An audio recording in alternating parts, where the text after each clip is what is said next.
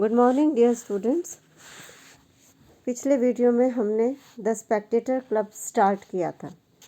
और Spectator club हमने बताया था कि किस प्रकार से रिचर्ड स्टील और एडिसन ने एक पीरियोडिकल निकाला था जिसका नाम स्पेक्टेटर था और उसमें जो जो लोग कंट्रीब्यूशन देते थे, अपने आर्टिकल्स देते थे, उनका जो एक क्लब था उसके अलग अलग कैरेक्टर्स को हाईलाइट करते हुए एसेइस्ट ने ये एसे लिखा है और इसलिए उसने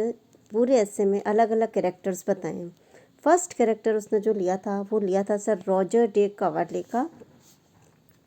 और उसमें उसने बताया था कि ये जो व्यक्ति था ये बहुत ही फेमस व्यक्ति था और इसमें अपने कुछ इसकी सिंगुलरिटीज़ थी, यानी कि पिक्युलरिटीज़ थी, इसमें अपनी कुछ विशेषताएं थी, लेकिन वो जो विशेषताएं थी वो बुरे सेंस में नहीं थी, दे प्रोसीड फ्रॉम गुड सेंस। वो जो उसकी विशेषताएं थी, अलग चीज़ें, यूनिकनेस जो थी, जो अन्य लोगों से हटकर जो थी, और इसलिए उसने कहा वो जो उसकी विशेषताएं थी या विरोधाभास थी, चीज़ें थी या विशेषताएं थी, वो आर आगे से अपने पेज नंबर 7 पे हैं। Contradictions to the manners of the world only as he thinks that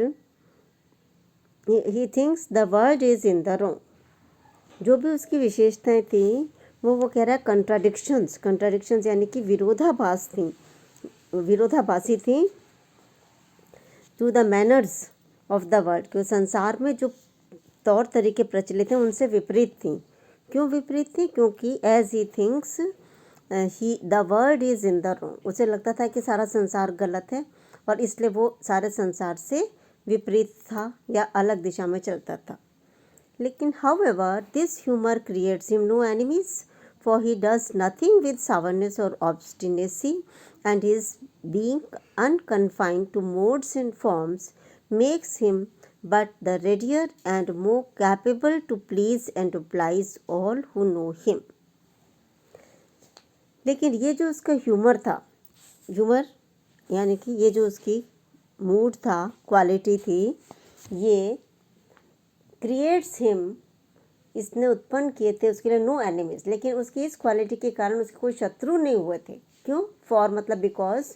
he does nothing with sourness, वो जो भी कुछ करता था वो कोई भी सावरनेस मतलब बिटरनेस यानी कि कड़वेपन के साथ नहीं करता था, और ऑब्स्टिनेसी मतलब हटीपन या जिद्दीपन से नहीं करता था। एंड हिज बीइंग, और बीइंग का मतलब उसका जो पर्सनालिटी थी, उसका जो व्यक्तित्व था, अनकन्फाइंड, कन्फाइंड मतलब होता है सीमित होना, अनकन्फाइंड मतलब खुला था, टू मोड्स एंड फॉर्म्स, जितने भी तौर तरीके हैं उनके लिए, सबके लिए वह खुला था। It makes him but the readier, बहुत ही सहज, तैयार, एंड मोर कैपेबल मतलब और योग्य, टू प्लीज़ सबको खुश करने वाला, एंड ओब्लाइज और सबको